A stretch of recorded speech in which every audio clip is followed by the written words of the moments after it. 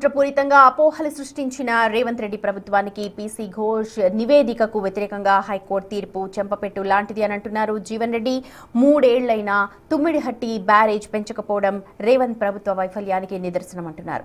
హైడ్రా పేరుతో పేదల ఇళ్లను కూల్చుతున్నారంటూ మండిపడ్డారు.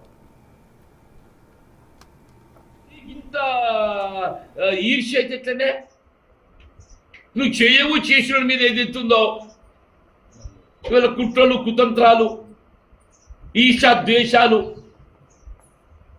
ఇవాళ నిజంగానే పీసీ ఘోష్ కమిషన్ నివేదిక ఏదైతుందో నువ్వు ఏ కుట్రతోనైతే ఇవాళ ఆనాటి ప్రభుత్వ కేసీఆర్ గారికి హరీష్ రావు గారికి కానీ మీరు సంబంధిత అధికారులకు ఒక విధమైనటువంటి ఒక దోషులుగా చిత్రీకరించాలని ప్రయత్నం చేసినావు. ఇలా హైకోర్టు రాష్ట్ర అత్యున్నతమైన న్యాయస్థానం ఇలా పీసీ ఘోష్ కమిషన్ నివేదిక ఆధారంగా మీరు ఏ విధమైన చర్యలు చేపట్టడానికి అవకాశం లేదు స్పష్టంగా పేర్కొన్నది.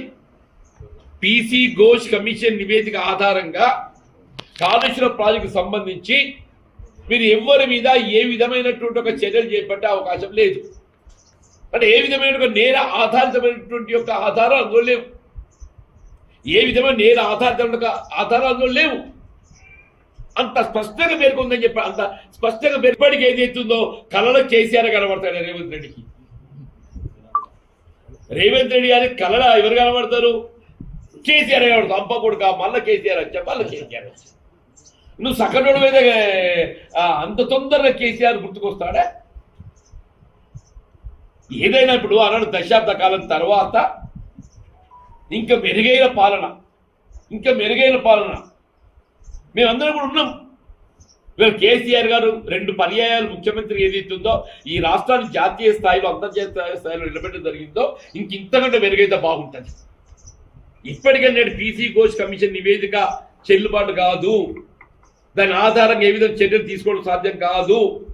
హైకోర్టు సుస్పష్టంగా పేర్కొని చెప్పంటారు. మీ శాపనార్థాలు ఏదైతుందో మీ కుట్రలు కుతంత్రాలకు ఏదైతుందో తెరబడ్డది.